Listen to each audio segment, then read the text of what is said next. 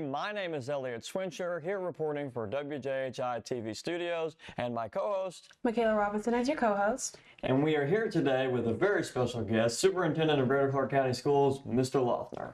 Thank you for having me. I appreciate you having me on here. And how are you doing today, Mr. Laughner? Doing great, trying to stay warm like everybody else. So we had a very rough start to the beginning of quarter 3, and with all the snow days and everything, I was wondering what is put into consideration for the delays and closings to be made? Well, I will tell you that's one part of the job that most superintendents like the least in terms of making those inclement weather decisions. Because usually it starts the night before. Obviously, we're looking at forecasts, we're looking at temperature, we're looking at road conditions. I'm talking to our cabinet people, transportation director, and those type things. And then typically what happens overnight, I get up at 4 o'clock in the morning. Our transportation director also gets up. A couple other people, staff members in the district, and we go out and drive roads and look at roads, see what the conditions are. Because we have to make a decision by 5:30 in the morning typically, so we can communicate that decision to staff, parents, and students. And so there's a lot of things that go into it that people don't see. Another thing I try to do is also consult and collaborate with my peers or other superintendents in the area to see what they're going to do, see what they're dealing with.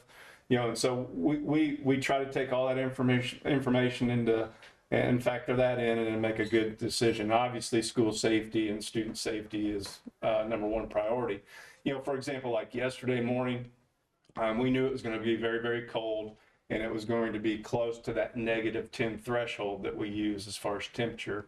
And we collaborated as a cabinet, and also I talked to other superintendents. We all agreed that we felt like it would be okay to go ahead and go to school. Reason being, we didn't feel like a delay was going to help us because the temperature at 7 o'clock wasn't going to be much different than the temperature at 9 o'clock.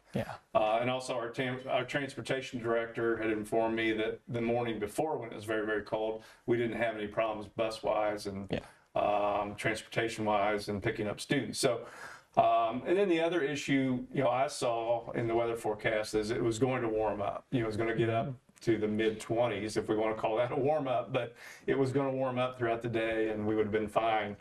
So we made the decision to go. Obviously there's other factors that play into that because we've already used asynchronous learning days. We're now into the synchronous learning days. Research says that it's the best place for a child to be is getting instruction in the school. I agree. In front of a teacher. So we want to try to get our students in school in our classrooms, in front of our teachers as much as we can. So it's a difficult decision. It's also a decision as a superintendent. No matter what decision you make, half the people are going to hate it and the other half are going to like it. So, but it's a long process that we work through.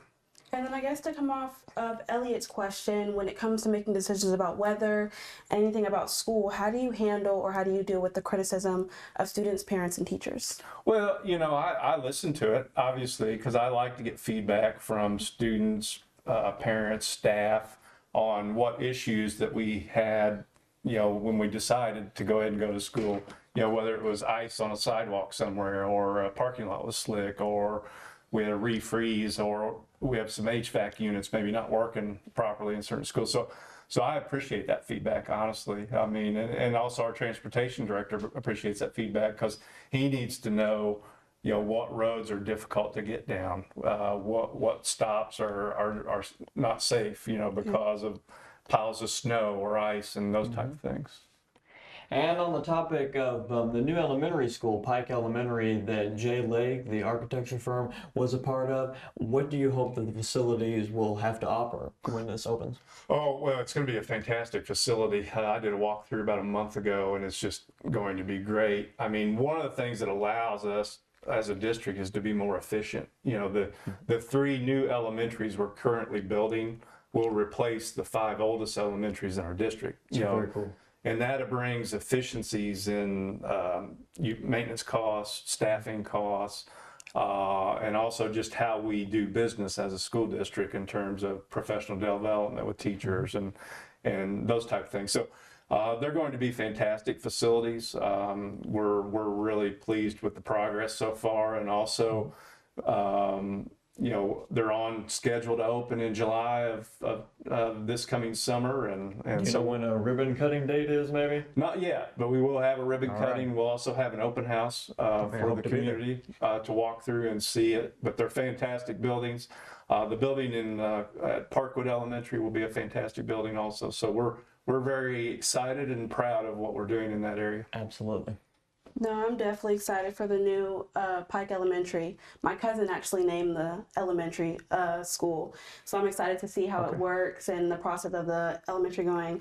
And just to piggyback off of that, you're superintendent of schools, just to make sure, your job is to make sure kids in schools are going the right way. Kids in our generation are all about social media platforms, so how do you connect, or what do you do to connect to get students' point of views, or just to show yourself out there to students? Yeah, well, that's one of the areas that we addressed when I came in as superintendent is how can we market our schools better, number one, but also how can we see what our students are doing in the social media platform to gather information from them also. So, we use a marketing firm that helps us with social media, obviously our websites and those type of things, and just marketing what Greater Clark's about, because in an environment where you have school choice, I mean, you have to sell what your schools are doing.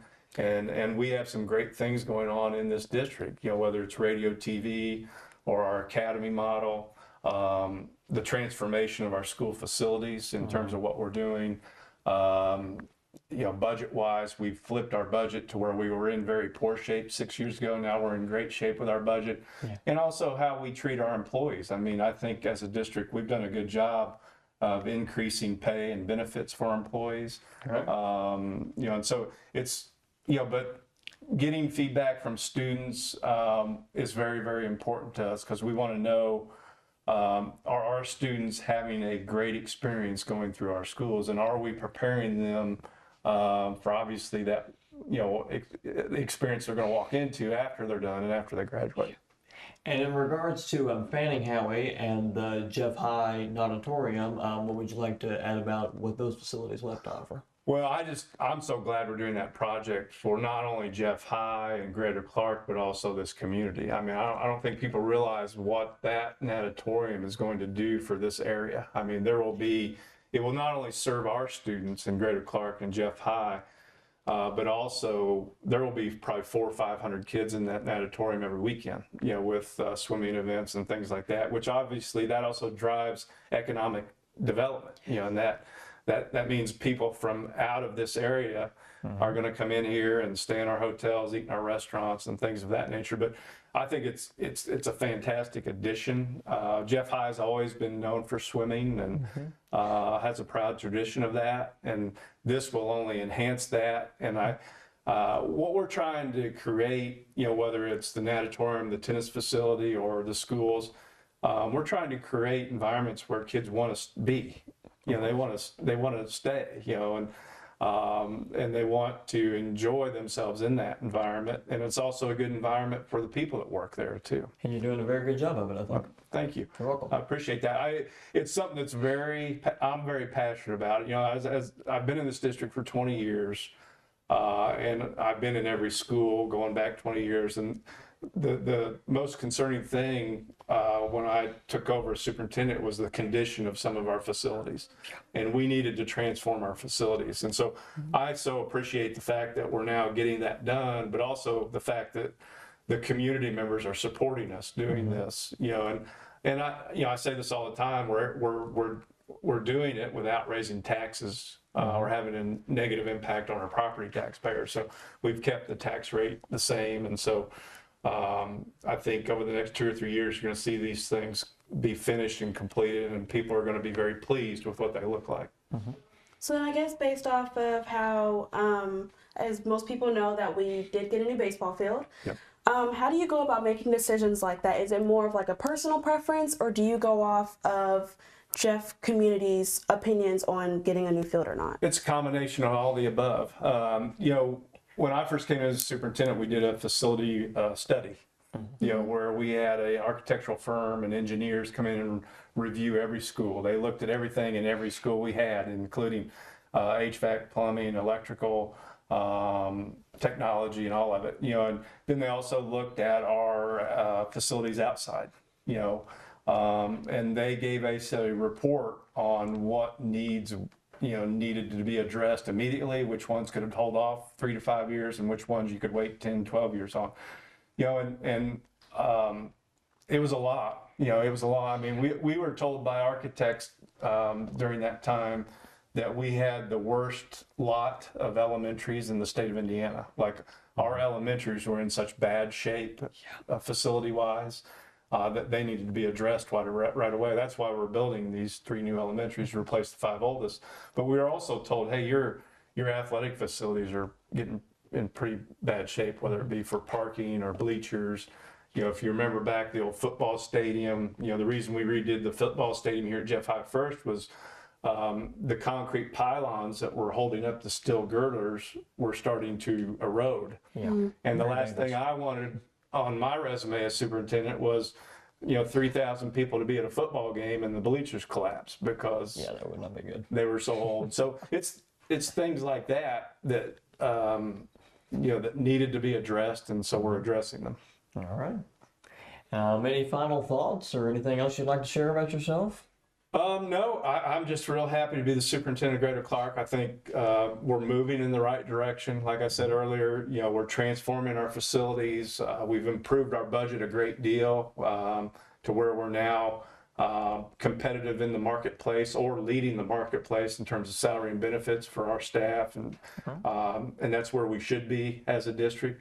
Academically, we have some great programs going on throughout the district, whether it's the academies here at our high schools, but also the science of reading initiative that we're doing at our elementaries. We're currently working with our principals on a data-wise process in terms of how our principals analyze data and make sure that drives instruction. So we have a lot of great things going on in the district, and we're just going to keep continuing to push forward. Ultimately, we want to do what's best for our students, and we want our students to achieve great things.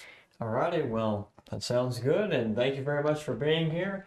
My name is Elliot Swincher, reporting for WJHI TV Studios. And I'm your co-host, Michaela Robinson. We want to thank you so much for joining us, Thank Mr. you. Laughner.